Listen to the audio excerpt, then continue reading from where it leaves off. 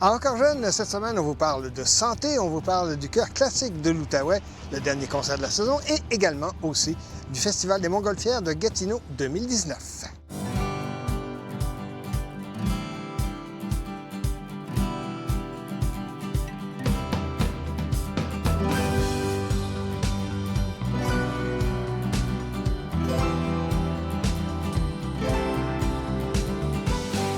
Mesdames, Messieurs, bienvenue à Encore jeune, ici Jean-Paul Moreau. Encore une fois, je vous accueille pour une autre édition tout aussi éclatante parce qu'on a beaucoup, on s'est vraiment démené cette semaine pour vous amener des reportages tout à fait époustouflants. Je suis très modeste en disant ça, vous allez certainement vous en rendre compte. Et pour commencer, sans plus de préambule, nous avons bien sûr couvert le festival, la conférence de presse de l'édition 2019 du Festival des Montgolfières de Gatineau. Et vous allez remarquer que nous avons eu des invités particuliers. Je vous mets l'eau à la bouche. Suivez-nous. «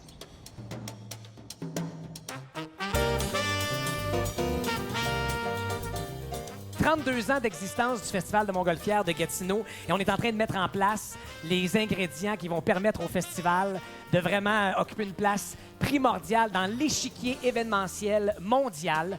Rien de moins, on l'assume et on en est très, très fiers. Bien, je commencerai par aller voir le Gala d'humour parce que c'est ce qui lance notre 32e édition du FMG. Animé par les Denis de Relais avec Billy Tellier, Philippe Bond et il y a aussi Adib El-Khaldi qui va être là.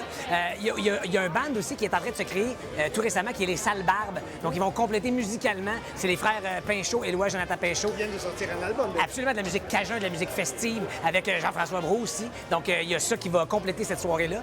Qu'est-ce que je ferai ensuite? Je pourrais aussi aller voir le vendredi sur notre scène Casino Lac-Lémé, Nickelback. Tu sais, Nickelback. Nickelback, je vais te synthétiser c'est qui Nickelback, là. Nickelback, c'est 8 millions de personnes qui les ont vues à travers le monde dans leur tournée. C'est plus de 50 millions d'albums vendus à travers la planète. Nickelback, c'est aussi le deuxième groupe non américain à avoir vendu le plus d'albums sur le sol des États-Unis après les Beatles. Le but, c'est que des gens de partout au Québec, au Canada, aux États-Unis, outre-mer, trippent sur Nickelback et fassent « I'm going to Gatineau ». Je m'en vais les voir là, cette date-là, dans le dernier party de l'été, le dernier party avant la fin des vacances. C'est chez nous qu'ils sont et c'est chez nous que ce monde-là viendra et qui découvriront peut-être c'est quoi le... On a beau avoir 32 ans, il y en a qui nous découvrent pour la première fois à chaque année. Le site est malade, les événements sont fous, le monde... On est du monde chaleureux à Gatineau. On sait recevoir. On est content d'avoir ces artistes-là sur nos scènes qui viennent chez nous se donner en spectacle. Et on aime le monde, les civils, les visiteurs, les festivaliers. On les aime. On sait accueillir nos 1500 bénévoles. Merci. Vous êtes indispensables au succès de ce festival-là. Fait que c'est chez nous que ça se passe et c'est chez nous que je suis survolté de vous inviter à venir passer le week-end de la Fête du Travail. Et là, on a un nouveau site, c'est-à-dire c'est le même site, mais tout est redessiné. C'est des nouveaux groupes, c'est des nouvelles faces et c'est un nouveau nom, une nouvelle image, le FMGM pour Montgolfière, mais pour musique, manège, multigénérationnel. Puis c'est ça que je ferai dans ma fin de semaine, c'est que j'irai en famille parce qu'il y a un soir où tu peux avoir Claude Dubois sur une scène et en même temps, là, je dis pas que c'est eux autres exactement, là, mais en même temps, tu peux avoir ton gala d'humour. Donc, tu vas voir qui... Les fans d'humour vont voir le show d'humour, puis la mère, la grand-mère, la voisine, qui, elle, fait hey, « sais-tu quoi? Va rire. Moi, je vais aller voir mon Claude. » Mais t'es pas obligé de choisir entre les deux. Tu les as les deux là, puis tu te retrouves à la fin de ton show, puis tu fais « As-tu ri? As-tu pleuré? As-tu trippé? » Puis peut-être que le gars qui va être allé voir l'humour quand ça va être fini, puis Claude n'aura pas fini, il va découvrir c'est qui Claude Dubois ou redécouvrir Claude Dubois. Et ça peut être ça avec les Dead Obies, ça peut être ça avec les Hôtesses d'Hilaire, ça peut être ça avec Ariane Moffat, Alex Nevsky, Daniel Bélanger. On a une programmation de feu avec les 3 accords. Je suis flabbergasté par, écoute, les Brothers qui viennent clore le festival et on a un show TV de grande envergure qui est belle et bonne, qui vient se tourner chez nous. À chaque fois que je tombe là-dessus à TV, quand c'est ailleurs, tu sais, pourquoi c'est encore à Québec? Pourquoi c'est encore à Montréal? Pourquoi c'est encore en Gaspésie? Pourquoi c'est en Abitibi? Là, c'est chez nous. Puis ça va être pour rendre hommage, pour souligner l'immense talent d'une de nos grandes stars de la musique québécoise. C'est-tu lui, c'est-tu elle, c'est-tu eux autres? On vous le dévoilera plus tard. Mais je suis tellement fier que ça se passe chez nous puis que Gatineau soit quelques semaines plus tard dans la télé comme étant l'hôte de ce party musical-là avec la gang de Belle et Bomme. C'est un tout inclus cette année.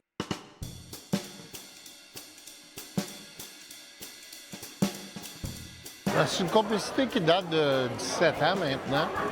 J'ai rencontré lors du pilote de Belle et Bomme. Ensuite, on a fait une conférence de presse, c'est là où j'ai rencontré Mélissa. Et je me suis tout de suite dit, en la voyant, que c'est elle qui allait définir l'émission, qui aurait fait la différence entre tout ce que j'ai fait avant, Boy Show, Voyons donc. C'est elle qui allait être la différence. Je savais déjà, en la voyant, que ça serait le chouchou du public. Le fait que je sois percussionniste, ça l'a apporté quelque chose parce que ça l'a ouvert toute la porte à la musique du monde, justement. Puis ça nous permettait de visiter des styles beaucoup plus facilement que... On était 2 percussionnistes au départ, 3 avec Normand. Donc vraiment, ça nous a permis d'ouvrir cette porte-là. Puis je pense que ça a défini beaucoup l'émission Belle et Bomme. Nous, ça nous galvanise comme musiciens, comme équipe, comme animateurs aussi, d'avoir cet accès à un plus large public puis d'avoir cette réponse en festival. Hein? Normalement, c'est pas pareil quand on est en festival dehors que quand on est dans un studio de télé. La dynamique est absolument différente. Ce qui est capoté, Jean-Paul, c'est que tout ce dont on vient de parler est disponible sur le fmg2019.com, fmg2019.com, Bracelet Passeport. Tous ces artistes-là, et en plus, bien sûr, de toutes les activités qu'il y aura à la journée longue sur le site qu'on vous annoncera au mois d'août, mais toute cette programmation-là, dédoublée sur nos 2 scènes, Casino Lac-Limay et Hydro-Québec, pour 52 $. 5 jours, des dizaines de spectacles, et c'est 52 $. Je suis inquiet pour le festival, je pense qu'on n'y arrivera pas. Mais donc, sautez sur votre bracelet, c'est maintenant que vous dites. N'hésitez pas, je prends une journée, Non, vous prenez le festival au complet, 5 jours, 52 $ pour tous ceux-là. Venez triper avec nous autres du 29 au 2 septembre. J'ai hâte de vous voir.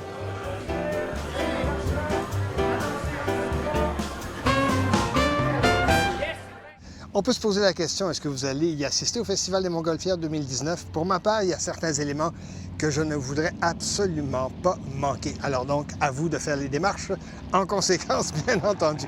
Avant d'aller à la pause, simplement vous rappeler également qu'il y a un événement extrêmement important pour la francophonie et la francophonie franco-ontarienne particulièrement, puisque le 2 mai, c'est le 10e anniversaire, le gala du 10e anniversaire du Tri-Or, bien entendu. De fort nombreux invités, 31 catégories, et c'est diffusé, et je vous le signale en passant, à UniTV, mais aussi au poste que vous regardez présentement, donc TV Rogers 23. Alors donc, à ne pas manquer ce fameux gala du 2 mai, 19h30 en ondes.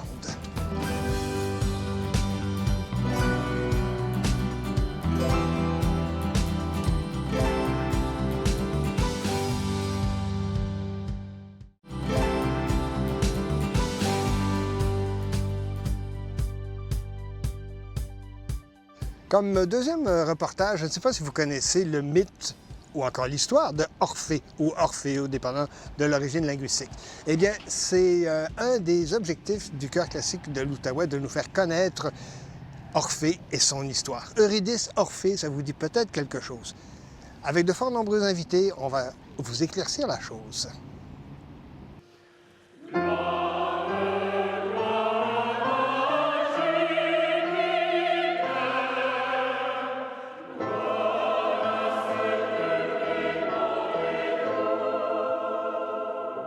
L'histoire d'Orphée, chaque personne a une façon de la synthétiser. Alors si je vous la synthétise, c'est un poète, un musicien qui apprend la leçon de regarder vers l'avant et de laisser aller le passé pour se concentrer et aller vers l'avant. D'abord, je dois dire que Orphée, quand on a travaillé sur cette idée de l'opéra, de faire un concert autour de l'opéra, à un moment est venue l'idée, l'idée de ce personnage d'Orphée, parce que Orphée et Eurydice, c'est un mythe, c'est une histoire qui a été mise en musique à travers toute l'histoire de la musique.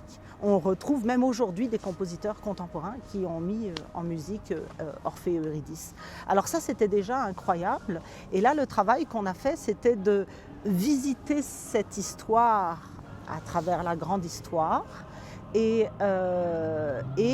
en même temps en refaire une nouvelle.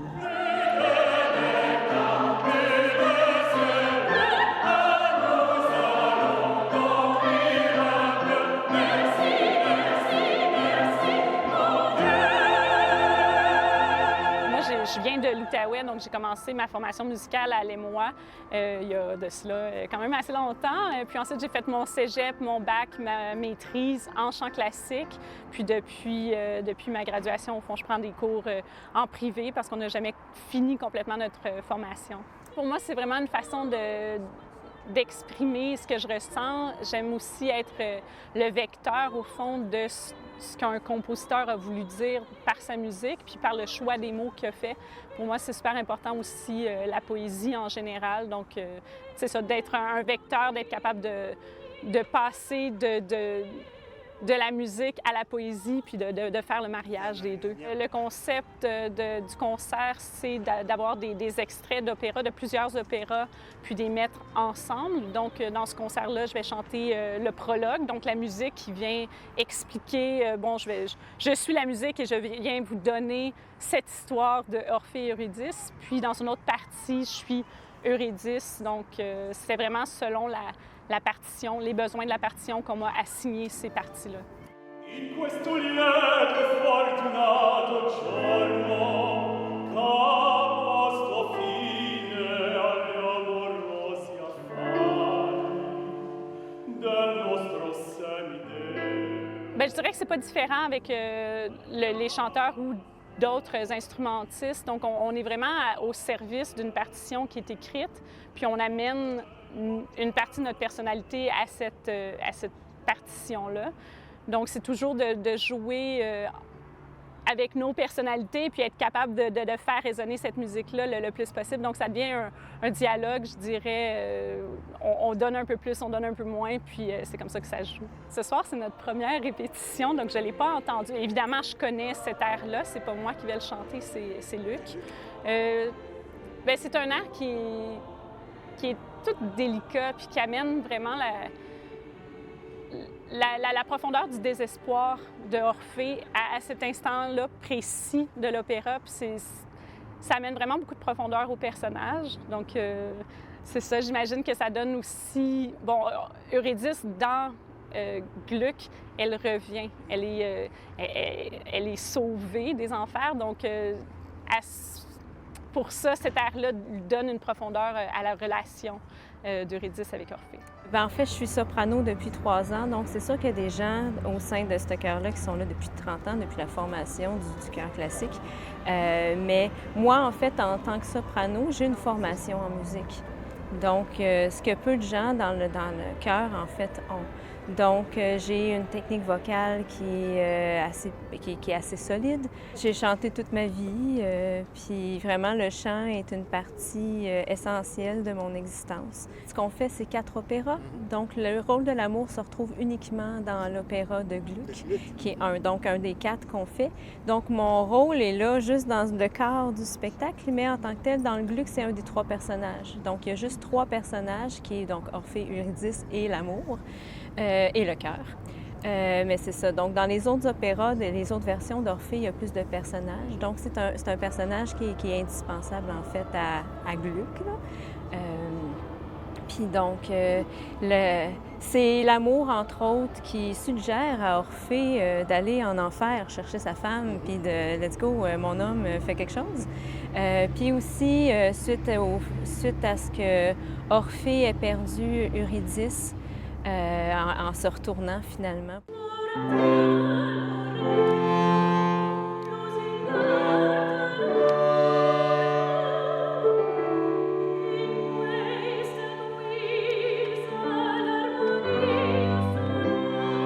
L'accompagnement à notre concert, le 4 et 5 mai, va se faire avec le clavecin et le violoncelle. C'est un continuo. Okay. On n'est pas dans la même sonorité, on n'est pas dans la même façon d'aborder la musique. Et quand on arrive avec Offenbach, bien sûr, Frédéric Lacroix sera au piano. Et voilà. Donc, on va voir aussi, dans notre concert, il y a une narratrice qui vient faire comme un fil rouge, un fil d'Ariane à travers tout notre opéra.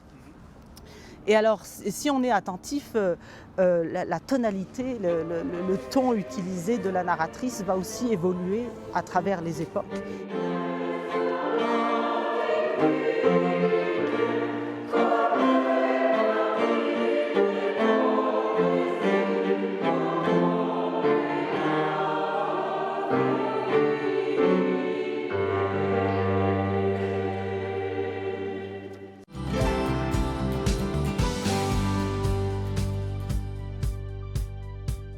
Pour notre troisième reportage, il y a quelque temps, on a décidé de parler de santé et on a concocté des capsules santé sur justement notre système de santé et ses divers aspects et divers intervenants, bien entendu. Et aujourd'hui, je vous propose de tenter de cerner toute la problématique, à travers notre capsule, bien sûr, de cerner toute la problématique de l'accès à la santé. Y avez-vous accès? Regardez.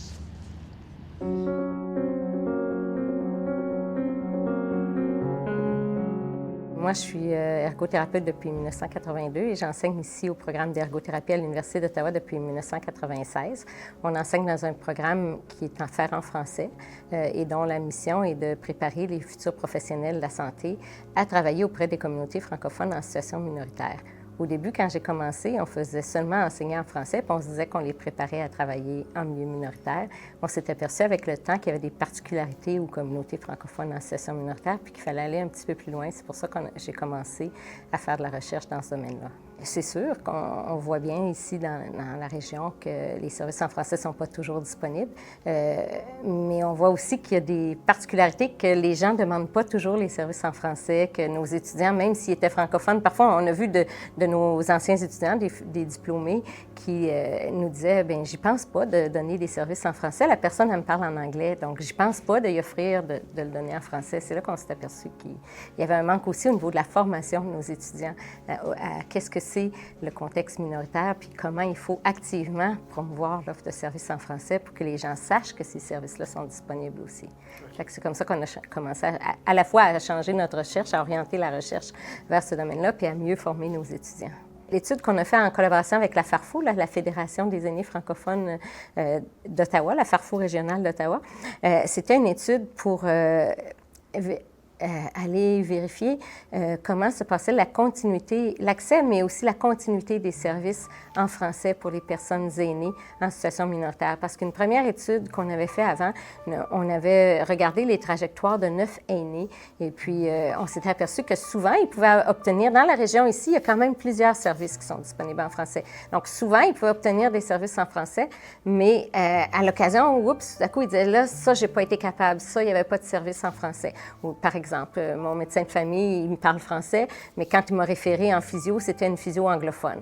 Fait qu'on a essayé d'aller voir un petit peu pourquoi ça se passait comme ça. Est-ce qu'il y a des facteurs qui facilitent la continuité des services en français? Est-ce qu'il y a des barrières? C'est quoi ces barrières-là?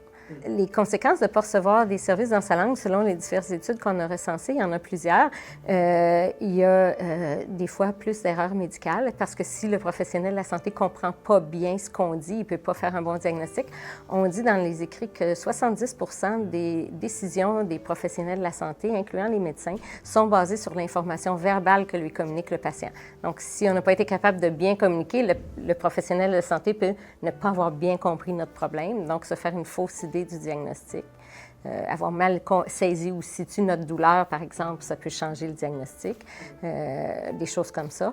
Dans la santé mentale, c'est encore pire parce qu'en santé mentale, c'est presque 100 % des informations qui vont provenir de ce qu'on dit aux professionnels de la santé pour aider à faire le diagnostic.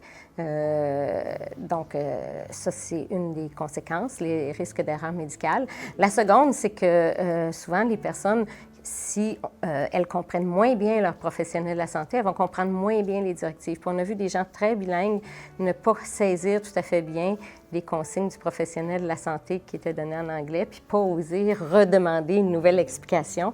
Et donc, à ce moment-là, quand il arrive des effets secondaires, par exemple, aux médicaments ou des complications, vont moins bien comprendre qu'est-ce qu'ils auraient dû faire et puis ça va augmenter le risque de complications, finalement, là, soit d'avoir mal suivi le traitement ou soit d'avoir bien suivi le traitement, mais il arrive une complication puis on n'a pas compris qu'il fallait tout de suite se rendre à l'hôpital s'il y avait cet événement-là qui survenait ou des choses comme ça, ou rappeler notre médecin.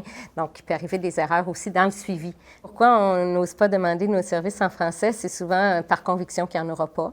par peur d'attendre un peu plus longtemps, parce que si la personne qui nous reçoit au départ ne nous le dit pas qu'il y a des services en français, on ne le sait pas qu'il y en a.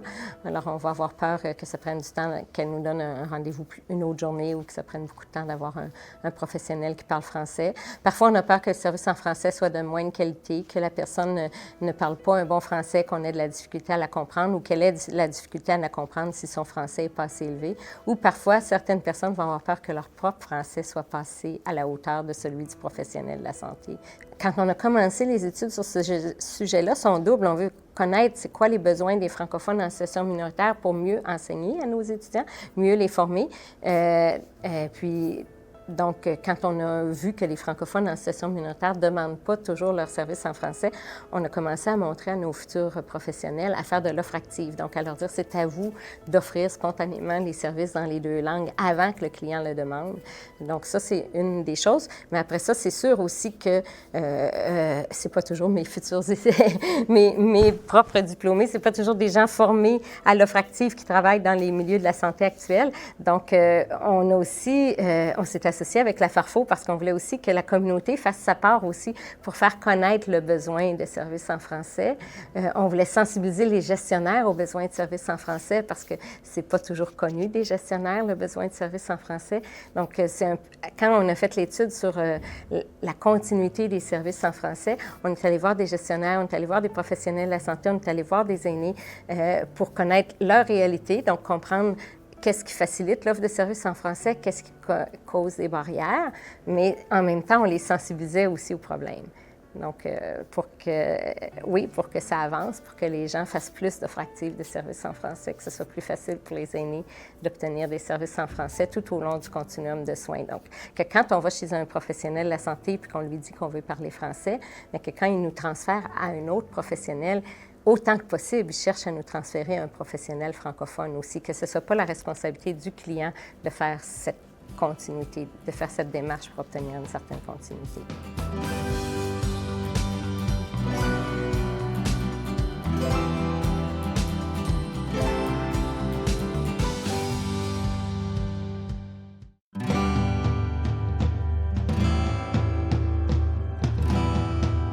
Voilà pour cette édition courante de Encore Jeune. J'espère que ça vous a plu. Vous pouvez toujours nous faire part, bien sûr, de vos réactions, commentaires, etc. Et je vous le dis, j'ai beaucoup tourné cette semaine avec mon réalisateur Nicolas Vissante. On a eu énormément de plaisir et je pense que ça s'est senti dans nos reportages. Alors donc, à la prochaine, portez-vous bien et soyez prudents.